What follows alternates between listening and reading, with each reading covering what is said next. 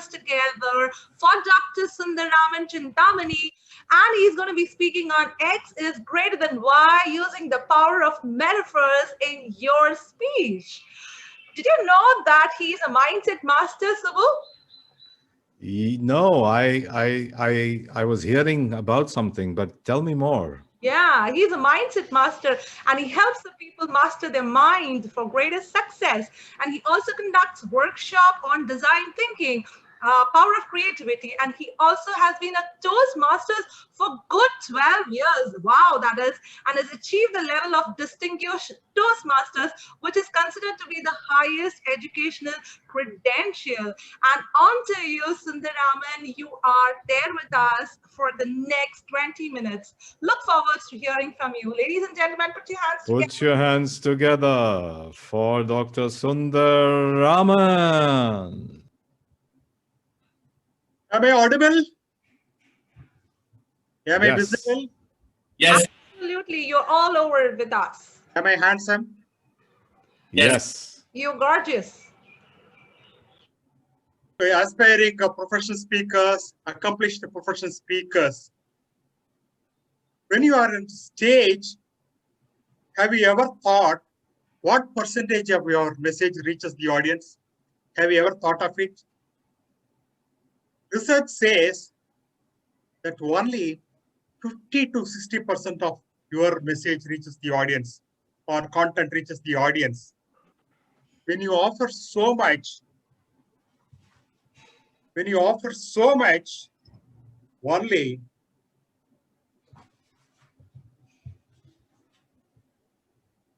this much is received by the audience. Only this much is received by the audience. You offered this much, but they got only this much. But my dear friends, today I'm going to share with you some secret where you will be able to ensure that your audience reaches more than what you have said. Did I hear right? Yes, more than what you have said, they are going to receive it. And for which I'm going to share 4 tips in the next 20 minutes. Let me start with the question. These are some of the books in my library. And there is a common connect between all these books. Can you figure out that? What is the common thread? Some of you may jump in and say that these books have sold 1 million copies. Beyond that, the common connect is metaphor. All these books are titled with metaphor, and the authors have extensively used metaphors throughout their book. For example, Dr. Spencer Johnson, in his book, Who Moved My Cheese, is not referring cheese as a dairy product. He is referring cheese as our ambition, our goal, our pursuits, etc. And because of that reason, these books have become so popular. Before getting into the subject, let's try to understand certain basic things. Let's try to understand the basic definition of metaphor. Metaphor is nothing but a figure of speech where you are trying to equate one thing with the other, 2 dissimilar things, but you try to make a connect. One common trait may be there.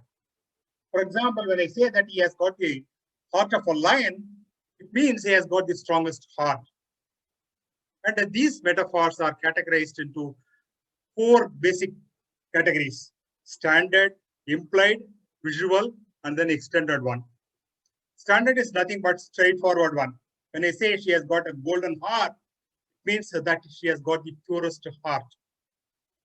The next one, implied, you have to take a little extra effort to understand it. The message is slightly hidden. The most popular one is from Shakespeare. All the world is a stage, and the men and women are actors.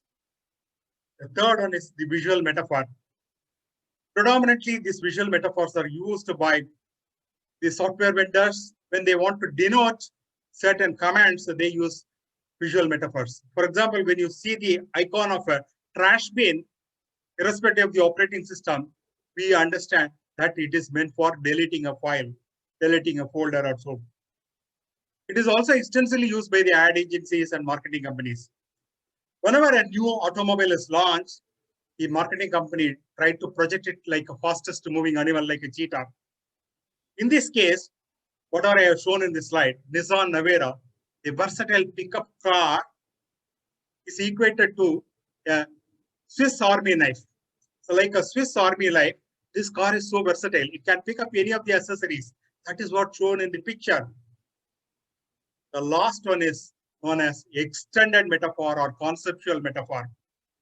This is where I'm going to spend most of my time. This is the place where the author or the speaker or the writer extensively uses the metaphor throughout their artifact, whether it is a book, speech, or poem. The popular one is a Robert Frost poem, The Road Not Taken. He's trying to equate the path as pursuits, right? He wants to take a pursuit which not many people have taken, and that is what he is covering throughout the poem. So whereas in other cases, the metaphors are used just to embellish a word or embellish a sentence, whereas in an extended metaphor, you are trying to spread it across your artifacts. So if you see the metaphorical speeches of the history, 1940, the great speech of Winston Churchill, it was titled Blood, Toil, Tears, and Sweat. In 1963, Martin Luther King gave a wonderful speech, which is still memorable, which is titled as I Have a Dream. I have a dream. This repeat phrase was coming throughout the speech. Did he mean the dream we get in our day-to-day sleep? No way. When Dr. Luther King mentioned a dream, he meant the vision of America. The vision where the blacks are treated on par with the whites. The contemporary time, Steve Jobs' convocation address, connecting the dots. Did Steve Jobs mention about Rangoli or a puzzle? No. He asked the youngsters to reflect upon their experiences by which their future will be automatically be connected. You will get the answer by automatically connecting the dots. That is how these people have effectively used the metaphors. I try to analyze some of the speeches of the world champions of public speaking. And most of these popular speeches, the speakers have effectively used metaphors. For example, in 2018, Ramona Smith emerged as the world champion of public speaking.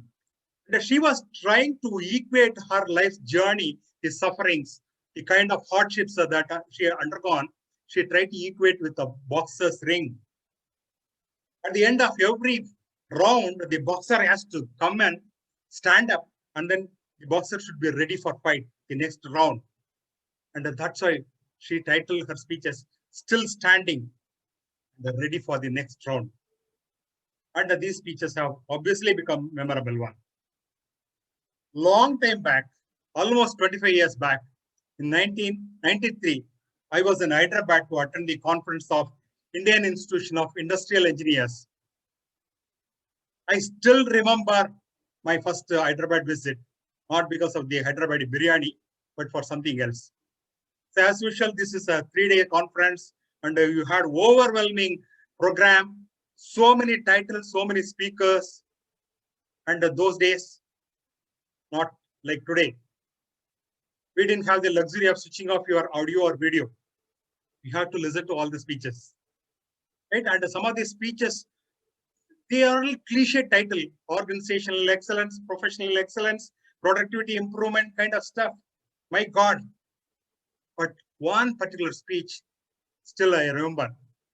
The reason was because of the title and the metaphors used by the speaker.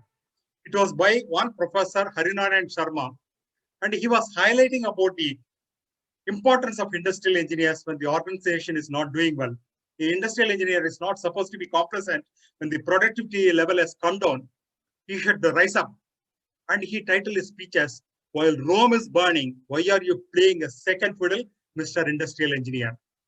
While Rome is burning, why are you playing a second fiddle, Mr. Industrial Engineer? That was the title. And throughout his speech, used metaphors. And because of that reason, even after 25 years, I still remember that speech. In my own speeches, I try to leverage metaphors. In one of the speeches, I tried to equate my mind voice to the North Star. Those days, earlier days, long back, when the travelers, nomads, when they travel, they take North Star as the guidance. When they miss the North Star, they get lost. The same manner, if you are not unable to track your mind voice, then you will get lost. Another speech, I was trying to give clarity between honesty and integrity. Honesty is doing the right thing, but integrity is doing the right thing again and again, even when someone is not watching. When you are wearing a socks with a hole, no one will come to know about it because it is hidden inside the shoe. But your conscience will know that. Your conscience is like a CCTV camera. This CCTV camera, you cannot put a lid on it. You cannot change the direction of this camera. You cannot power off this CCTV camera. This is a 24/7 CCTV camera. Whatever misdeeds you do, this camera will track it and then it will continuously give message to your mind. That is how I effectively used metaphors in this speech. In yet another speech, I tried to bring in tomato. Knowing tomato is a fruit is knowledge, but not to put it in fruit salad is wisdom. Knowing tomato is a fruit is knowledge, but not to put it in fruit salad is wisdom. That's how I effectively use the extended metaphor in my speeches. In recent times, the US elections, these two gentlemen, they have given a lot of speeches, but the political analyst or the linguistic analyst, they have tried to analyze their speeches and dissected their speeches.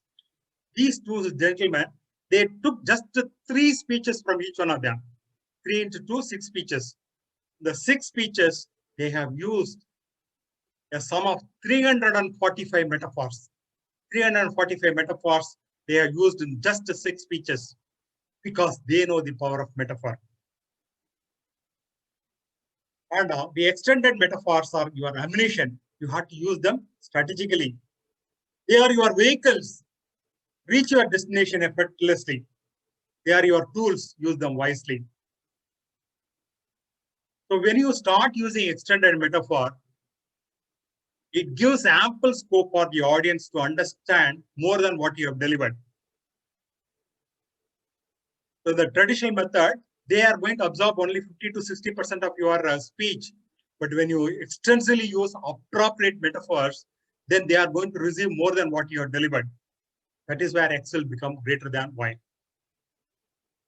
And I think this quote was mentioned by one of the speakers yesterday. I remember Tamboli was mentioning about it.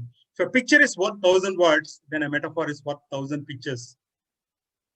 As a speaker, why not we use metaphor? Now at this point of time, I am hearing your mind voice. Okay, Sundar, enough of being a grammar teacher. Now tell us the 4 tips you have promised. Okay, we understood the power of metaphor. Now you have to tell me how to make my speech memorable one. Yes, I'm going to share 4 tips. If you start applying these 4 tips, you can ensure that your speech becomes memorable. The first one, wear the observer hat. Wear the observer hat and start observing all the phrases or all your day-to-day objects. The moment you see these words, silence is, don't complete the sentence, don't read the sentence, automatically you should think of the appropriate metaphor. Silence is golden. Then what is meant for truth? Can you use chat and type in? What is truth?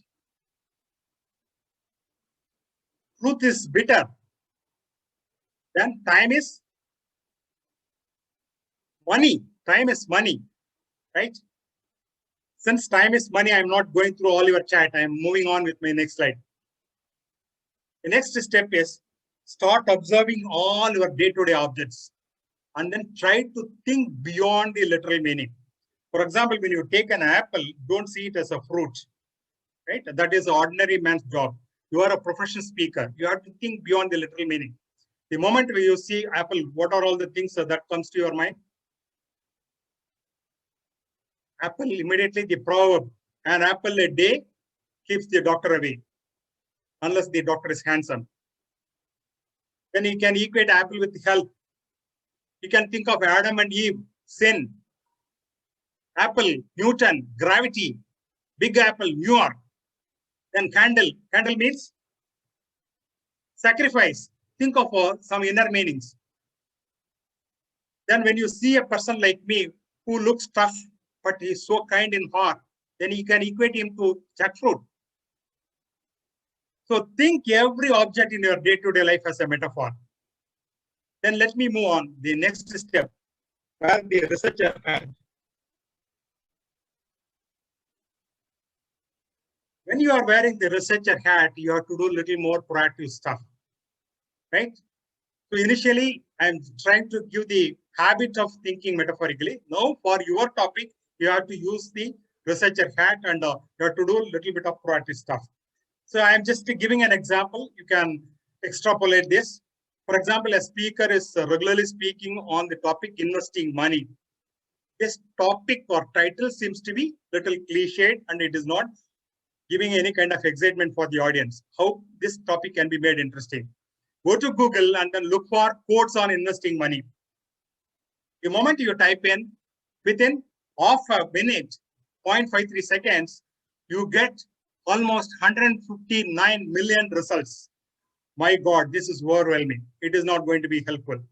What next? The next one is go for image search. When you are doing image search, a lot of things are visible in front of your screen.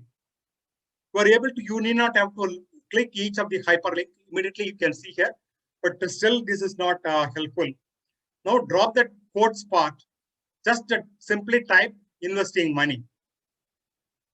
Right? Now you are getting a different kind of images. Are you getting a clue now? Are you able to find out a pattern here? Are you able to connect the dots? Yes, I am able to do that. Lot of images show plants and they are all growing plants. Bingo. I got the title. I got the title. What is my title? When I am going to talk about investing on money, my title is going to be Money Forming Magic. You can think something different. So each one need not have to think the same way. You can think something different. This is where I'm getting a catchy title and an attractive title, and this title is not revealing what I am going to speak for next half an hour or 45 minutes. The title you are making your audience glue to your speech. Then the next step is to make the power of extended metaphor. For example, your speech may be divided into 6 parts or 7 parts, depending on the number of bullet points or number of segments. For example, as a speaker on this topic, I can start with saying, plant the seeds of wealth, plant the seeds of the wealth. Next step is, your portfolio is like your garden.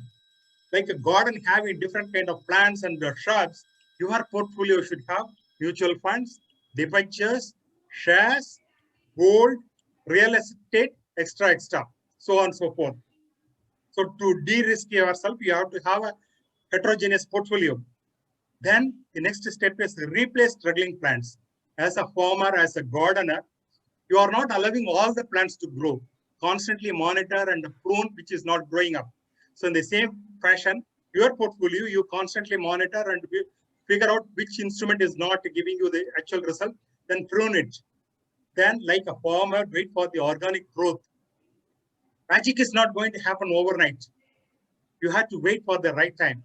And at the right time, you have to harvest. So if you don't harvest in the right time, all the produce will get spoiled. Finally, you have to enjoy the fruits of your investment. If you don't enjoy, then there is no purpose of investing your money.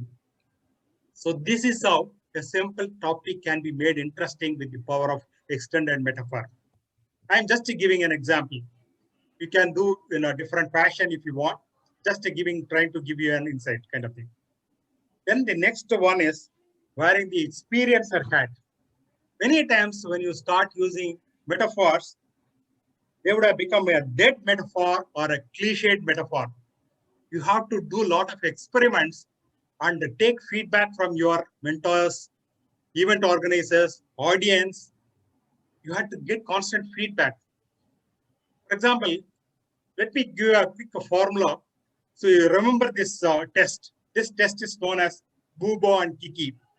There are 2 images. One is called Booba and one is called Kiki. So now if I ask you to figure out which one is Booba, the image on your right side or the left side, which one is Booba and which one is Kiki? So if I give you enough time, then I am strongly presume that 99% of you will try to map the round amoeba-shaped object as Booba. and the story, spiky, one sharp edge known as Kiki, right? So this is the audience pulse. The majority of the audience, irrespective of the background, globally, this is accepted. There are certain facts globally accepted. Just for the sake of it, I cannot say, no, the starry one is Boba, the round one is Kiki. I cannot say that. Audience will not accept it. So you have to do a little bit of experiments and then figure out what is the audience level of acceptance. Let me give an example, then you will understand. Long time back, 10 years back, when I was a Toastmaster and attending education sessions, the senior Toastmasters come and talk about the power of Toastmaster framework. And they say that you are paying so much of money, but you are not leveraging the framework. You come and simply go like a silent spectator. And finally, they'll conclude the session saying that Toastmaster is like an ocean. You can either come with a spoon or a bucket. Toastmaster is like an ocean, can come with a spoon or a bucket. The moment I heard this analogy or the metaphor, I got goosebumps. Wow, what a metaphor. My God, this is how the messages need to be conveyed. And then I started shamelessly copying this. And then I started using this on all my education sessions. But after some time, then I realized this something not good, something not going well, right? Salt water, how is it going to be useful whether I come with a spoon or a bucket? Unless I am a salt manufacturer, it is no way going to be useful. Then I thought of coming out with another metaphor or another analogy, saying that I try to equate Toastmasters with a buffet lunch. Whether you pay the bill or your employer pays the bill, the moment you go to the buffet dinner or buffet lunch, you try to go and grab everything, whether you know the name of the dish or not. Only when you are vegetarian, you go and check whether this is vegetarian or not. Otherwise, you try to do enough justice for the money you have paid. In the same way, when you are part of an organization, whether it is a PSAI or Toastmasters, you have paid the money. Go and grab every moment of it, every component of it. When I gave the speech, the audience thoroughly enjoyed it and they relished it. It is not because of my delivery. It is because of the power of metaphor. The last tip, wear the magician hat, and now you know the power of metaphor, right? When you want to add something, then add the portion of metaphor here, then offer it to your audience. So you gave only this much, but the audience, they are going to receive more than what you have delivered. The audience, they are going to receive more than what you have delivered, and your speech becomes memorable. And that is where X is going to be more than Y. Over to you, MC. Thank you, Sundar. That was really loved every bit of it.